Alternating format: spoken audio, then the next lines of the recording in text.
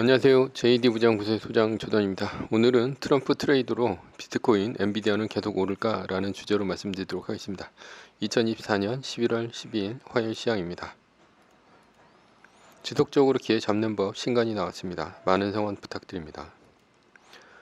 조던777.com에서 매뉴얼과 함께 자산을 10년에 10배, 20년에 100배로 늘리시고 조기 은퇴하시기 바랍니다. 주소창에 조던777.com을 치시면 됩니다. 유튜브 멤버십에서는 매뉴얼을 더 이상 운영하지 않습니다. 뉴욕 마켓워치 거침없는 트럼프 트레이드 주가 달러 오르고 유가 떨어졌다 라는 기사가 있는데요.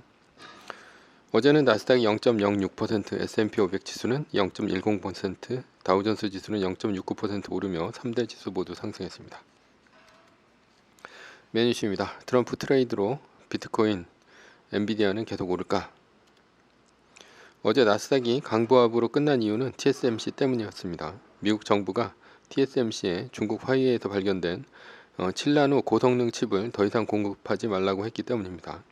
중국 측 매출이 줄어들 것을 우려해 TSMC는 이날 3.55%가량 떨어졌습니다. TSMC와 함께 반도체 장비주들과 엔비디아도 함께 떨어졌습니다. TSMC발 악재가 어제 모두 반영되었다면 오늘서부터는 올라야 합니다. 그러나 앞으로 반도체 관련 주식이 더 떨어진다면 중국발 악재는 지속되어진다고 봐야 하겠습니다. 현재 미국 증시는 괜찮은 상황입니다. 빅테크들의 자수주 매입이 다시 시작되었고요. 미국 대선이 끝나고 위험자산에 돈이 유입되고 있습니다. 올해 약 1조 달러의 자금이 위험 ETF 시장에 들어올 것으로 보입니다. 게다가 테슬라를 비롯한 공매도 세력이 청산이 되면서 시장을 더 급격하게 끌어올리고 있습니다. 어제도 테슬라는 8%가 넘게 올랐습니다. 따라서 트럼프 트레이드는 지속되고 있는 중입니다. 아마도 연말까지 트럼프 랠리는 지속되리라 생각합니다. 트럼프 트레이드로 비트코인이 오르고 있습니다. 벌써 9만 불에 가까워지고 있습니다.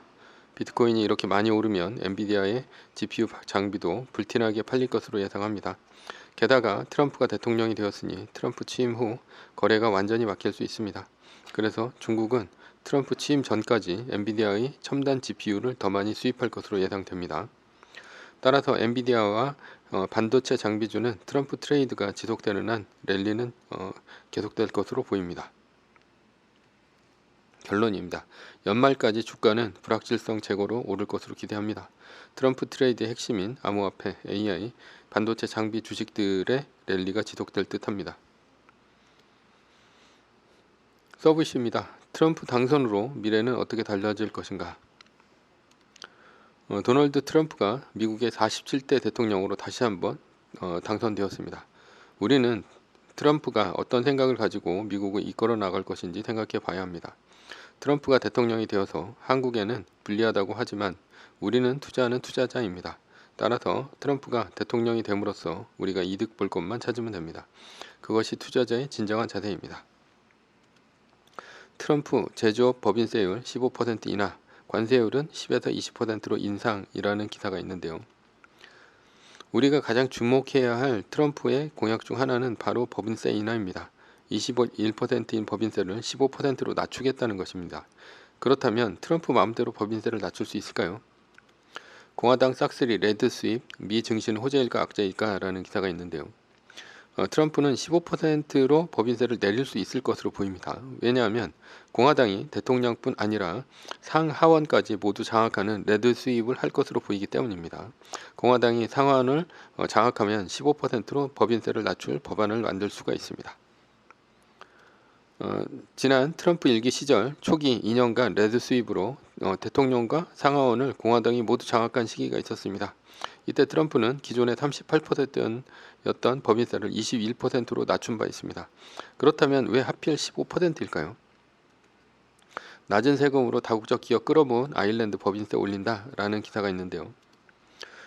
그 이유는 EU 국가 중 하나인 아일랜드 때문입니다. 아일랜드는 법인세를 12.5%로 낮추며 글로벌 기업을 끌어들여 감자 농사나 짓던 아일랜드를 발전시키는 계기가 되었습니다.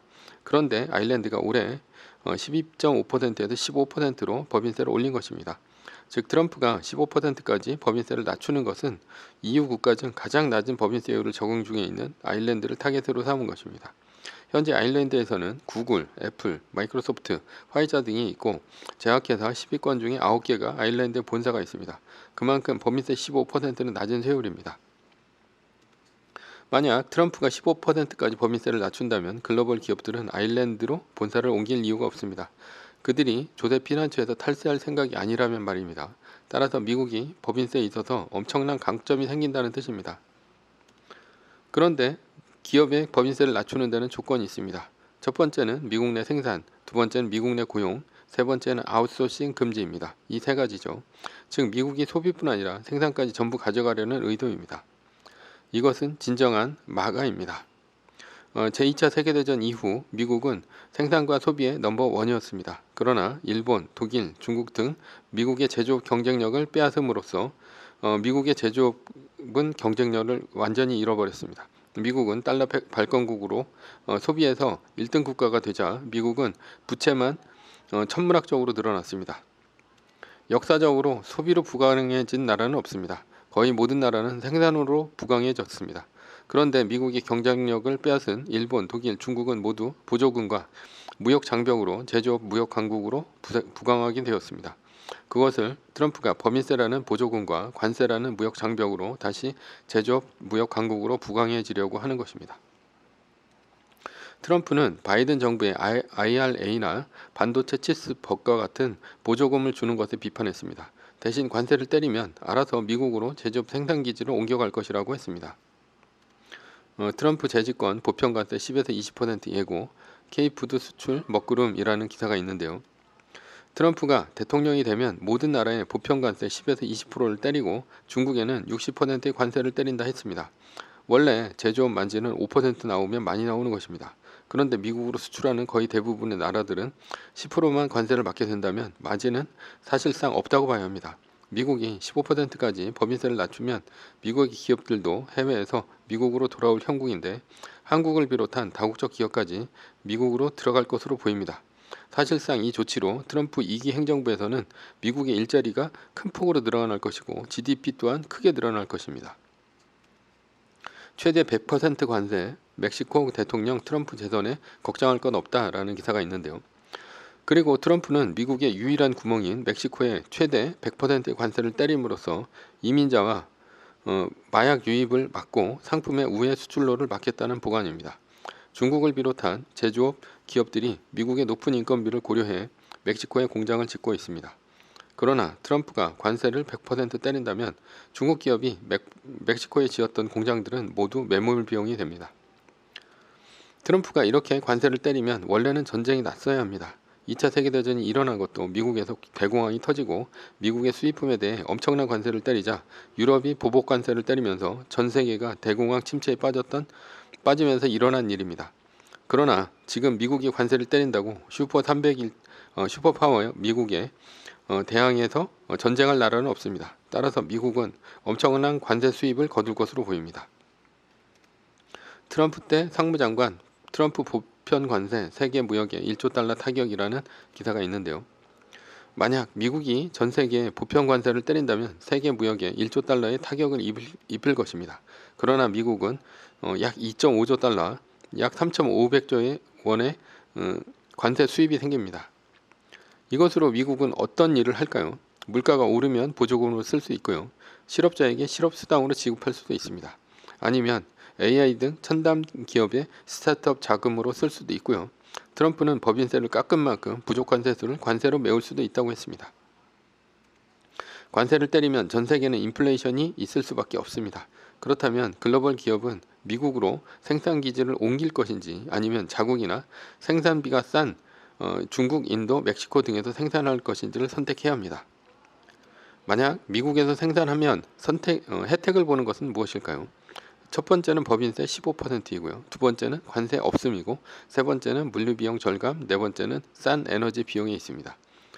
첫 번째 법인세 15%인데요. 전 세계적으로 조세 피난처를 빼고 가장 낮은 편에 속하는 법인세 15%의 혜택이 있습니다. 한국도 3,500억 원이 넘어가면 법인세가 25%입니다. 한국이 무려 미국보다 10%가 높은 것입니다. 그러니 미국의 법인세가 15%면 본사까지 옮길만 합니다. EU에서 아일랜드가 제일 낮은데 글로벌 기업이 EU에 본사를 둘 이유가 없습니다. 왜냐하면 미국과 아일랜드가 법인세가 같게 되는 것이죠. 오히려 EU의 기업들이 낮은 법인세율 혜택을 쫓아 미국으로 본사를 옮길 가능성도 있습니다. 미국에 수출을 많이 하는 기업이라면 말이죠. 두 번째는 관세 없음인데요. 트럼프가 보편 관세를 때린다면 미국에서 생산한 것은 관세가 없습니다. 중국에서는 절대 생산하지 않겠죠. 왜냐하면 60% 관세를 때린다고 했으니까. 그리고 미국 이외의 나라에서 생산이 크게 메리트가 없어질 것입니다. 두 번째는 물류 비용 절감입니다. 어차피 글로벌 교역은 미국으로의 수출입니다. 왜냐하면 미국에서만 소비할 물건을 수출하기 때문입니다. 자국에서 소비할 것은 자국에 공장이 있으면 됩니다. 예를 들어 인도에서 소비할 물건은 인도에 공장 짓고 인도에서 소비하면 됩니다.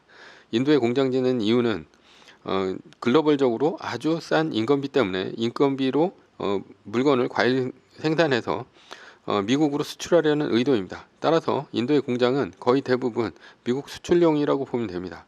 그러니 미국에서 공장 짓고 생산하면 물류비는 최소가 됩니다. 네 번째는 싼 에너지 비용입니다. 트럼프 2기 행정부는 최대한 화석연료 사용을 권장할 것으로 보입니다. 이것은 셰일가스를 비롯해 세계 제1의 화석연료 수출국입니다. 사우디가 아닙니다. 따라서 저렴한 화석연료로 제품을 생산하고 이동하고 수출할 수 있게 됩니다. 그래서 독일 같은 나라도 지금 전기세가 아주 많이 올라서 독일에 있는 공장을 폐쇄한다고 했죠. 게다가 텍사스와 같은 사막에서 생산한 태양광과 풍력 등으로 100% 친환경 에너지로 만든 제품을 생산할 수 있습니다. 이렇게 생산한 제품은 100% 친환경 에너지 제품으로 인증을 받고 EU에 팔 수도 있습니다.